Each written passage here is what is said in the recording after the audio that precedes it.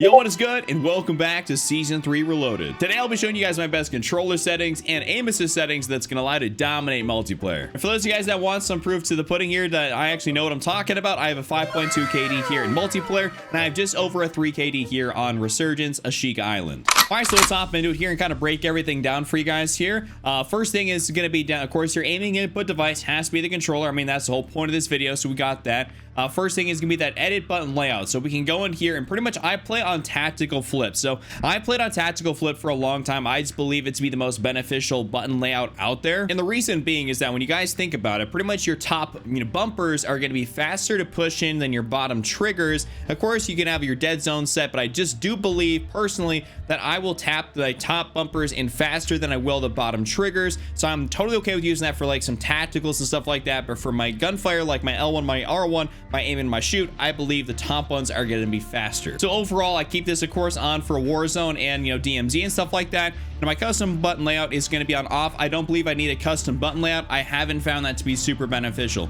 Now let's kind of get back in here to this other menu, and we're gonna go jump on down. So the bumper ping is on off. I don't believe that's necessary. The stick layout is going to be just kind of on default. Of course you can if you really want to, but I just left this on default. I don't really think there's a reason for me to kind of switch any of this out. If you feel okay doing that, then that's up to you, but I really think that's kind of a niche thing. This one may get some people. Controller vibration is on, so I just have had controller vibration on for as long as I can remember. So to me it feels pretty natural, and it kind of feels a little bit weird if I don't have it on. So it's totally up to you guys if you want to have it on or off. It's not going to affect your aim kind of regardless. And I know some controllers actually, if you could buy a custom controller like a scuff controller, pretty much like what I have right here, they will actually come sometimes with the rumble packs not even in the controller, so you won't even have that option in the first place. Now going on down here, this is something that is not really negotiable, the trigger effect. So I do not think the trigger effect needs to be had on in any capacity. There's no reason for you guys to have on the trigger effect. Keep that entirely off. If you're playing like a story mode game, something like that, maybe the full haptics and stuff would be pretty cool, but you're trying to pretty much be focused on like reaction time since the TTK is so fast in this game. So having something that's going to kind of slow you down when you're trying to pull that trigger, and we don't need that happening in any capacity, because that really can be the difference between life and death in this game.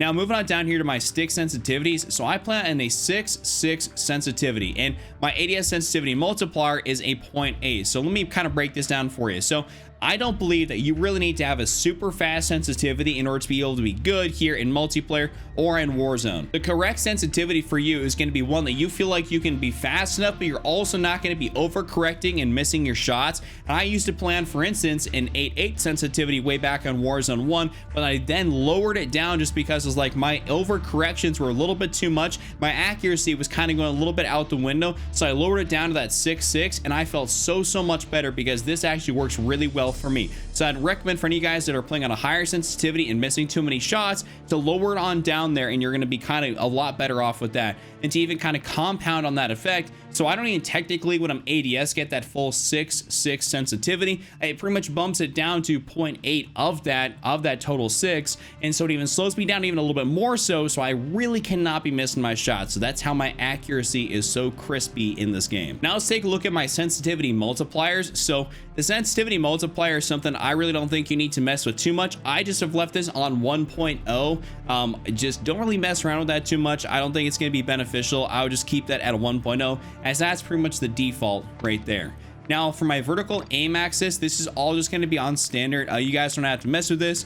Just keep it on standard. If you really need to mess with it for like inverted for whatever reason, like the only reason I can see that being beneficial is maybe on like air vehicles or something like that. Some people like to mess with those control settings, but otherwise keep everything on standard. Now my aim down sights behavior is of course going to be on hold. If you have this on toggle, for the love of God, please put this on hold. You should never ever have your aim down sights behavior on toggle. That is not something you should ever do.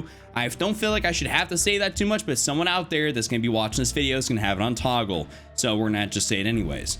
Now the change zoom in shared input, this is just going to be that sprint tac sprint focus. I just believe that to be the best way to be able to do it.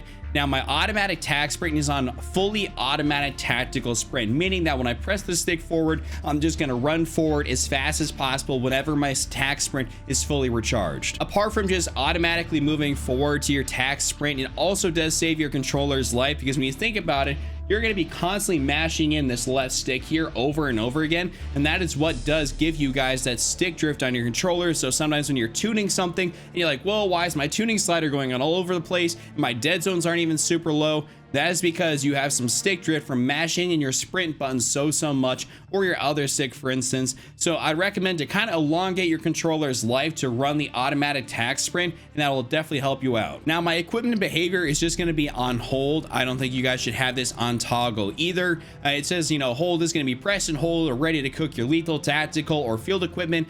There's no reason, like, once again, for your ADS behavior, you should have it on toggle. Always have it on hold. Weapon mount activation is just ADS and melee. My interact / reload behavior is on tap to reload, obviously, because this is multiplayer. This is the way to go. If you guys are going to go jump into Warzone, you want to change it over to prioritize interact or something like DMZ. That way you can actually, you know, tap and pick up stuff really fast, and then you're going to hold down square to be able to, you know, or X depending on your controller to be able to reload, and then you can regularly tap it, you know, more or less otherwise. But I mean, I would definitely recommend for you guys to prioritize interact on for Warzone and tap to reload on for multiplayer. That is definitely the, you know, top tier way to go, or the correct way to go about it. Now let's actually go down here for the, I guess, the very last option, which is the armor plate behavior. You're just gonna have this on to apply all, for that way whenever you guys hop into Warzone, you just, you know, you want to plate up, you're gonna put on all your plates, which is definitely something we need to be able to do. Now let's move over here to the advanced category, and we're gonna talk about the target aim assist. Of course you want this on. That is your general aim assist. We want that on. I mean, it's obviously is a controller. We have aim assist for a reason. It's because, you know, it's a lot harder to be able to aim without aim assist. For any of you guys have ever tried that, you'll know what I'm talking about. But aim assist type is going to be on Black Ops. So I'll kind of break this down here real quick for you guys. Pretty much what you want to do is stay away from focusing and precision. These are two like the lackluster aim assists in the game. So if you're going to play on anything, I'd recommend to play on either default or Black Ops. Black Ops is kind of more or less that like sticky aim assist, that one that a lot of people really like, and so that's why I personally play on it. I want to give myself the best, you know, advantage possible with using these in-game settings. So I'd say that Black Ops is definitely the way to go. It is the more or less the stickiest aim assist out of all of them. Now, as far as my aim response curve type goes here, I'm going to be playing on dynamic. So we have the options here for standard, which is your standard Call of Duty aim assist. I really don't have to describe that too much. You have linear, which is going to be a straight, you know, solid line all the way across. Your direct input is going to be, you know, casted in game. But the reason I like dynamic is because it does give you that technical reverse S curve, which means that, you know, those small inputs, you know, when you're trying to maybe flick around real fast, you're trying to move around real quick, you don't have to slam your stick over. Those smaller movements can have you like have bigger effects in game, which can be incredibly beneficial. So I'd recommend for you guys to actually run that. And because it is the S curve, it does kind of stop you from overcorrecting in a sense too, as opposed to the linear where it's just like, you know, flat all the way through. I used to plan linear, but I definitely say ever since I switched over to dynamic way back in Warzone 1, I've been stuck on dynamic. So definitely try that out. My ADS sensitivity multiplier is just going to be here at a 1.0. I just have always had this right there. Don't change this down. Do not move it down. We want that at a 1.0. This is obviously got to be instant. We don't want this on gradual or after zoom. Our ADS sensitivity transition timing, like we want that on all the time, so it has to be instant. Custom sensitivity per zoom, I had this on off. I personally don't believe I need a custom sensitivity per zoom. I feel like that kind of weird things up for me. I just feel like if I have one sensitivity, that's entirely okay, and I'll be good no matter pretty much what zoom optic I'm using. But I mean, it's multiplayer, so you're probably not using a crazy zoom optic. So now let's move into my input dead zone. So this is where it's going to get a little bit tricky for some of you guys that have stick drift. If you guys have stick drift and you're trying to tune your guns, that's when your gun's going to go kind of all over the place, and those tunings are going to kind of come out of place. That is because your left stick and your right stick is going to have too low of a dead zone for your stick drift on your controller. At a certain point, you're just gonna have to get a new controller, because obviously you can't really have stick drift. Like, it's just gonna continue to get worse once it's there. But I play on a 0.05 because, you know, the stock, what it actually comes with here is the 0.15. I just gradually move this down because, you know, obviously the less, you know, a dead zone you have, the faster you're going to be able to react in game, the faster your controller input registers in game and actually does something. And obviously that's pretty beneficial. So the closer to 0 you can get this, the better. I feel pretty good here at a 0.05, as that's not at direct 0.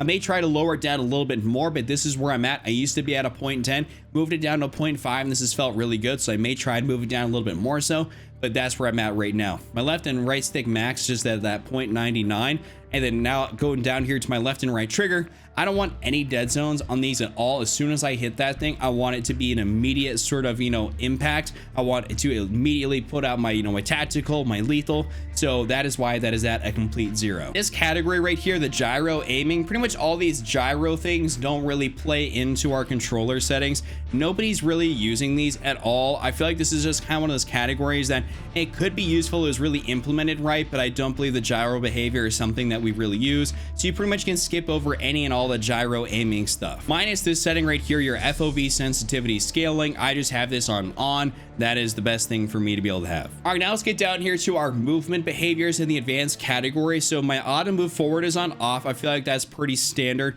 My tactical sprint behavior is on double tap. That's just obviously, you won't double tap it. That's probably why you start getting a lot of stick drift. But because my tactical sprint is on like full automatic attack sprint, that means I just press the stick forward. I still do kind of have that force of habit where I tap it in, but otherwise, that's pretty much what I'd recommend if you guys are not going to run fully automatic attack sprint, because it can be a little bit, cumbersome if you're trying to use a shotgun or akimbo pistols or something like that, where you're going to constantly want to sprint forward and it's just going to kind of like, mess with you on that. My grounded mantle here is on off. My automatic airborne mantle is on off. Automatic ground mantle is on off. The reason you want all this stuff on off here is just because we don't want to automatically mantle anything in this game. Like, there's so many times in a game where you're jumping, maybe you're trying to do a jump shot, or anything else like that, and you automatically mantle something random, totally random behind you that you've never mantled before, to the left of you, to the right of you, or you're just trying to jump shot, peek over something, your guy mantles over the entire object. We don't want to do that, and that causes so many more deaths. So I would say to recommend for you guys to have all this on off. That is just going to be the way to go. Now, of course, my parachute auto deploy is on, sprinting door bash on, etc. Well, that's my full controller settings here for Modern Warfare 2. If you guys enjoyed, give it a like, subscribe, and check out this other video on screen where I use a brand new pistol in the game.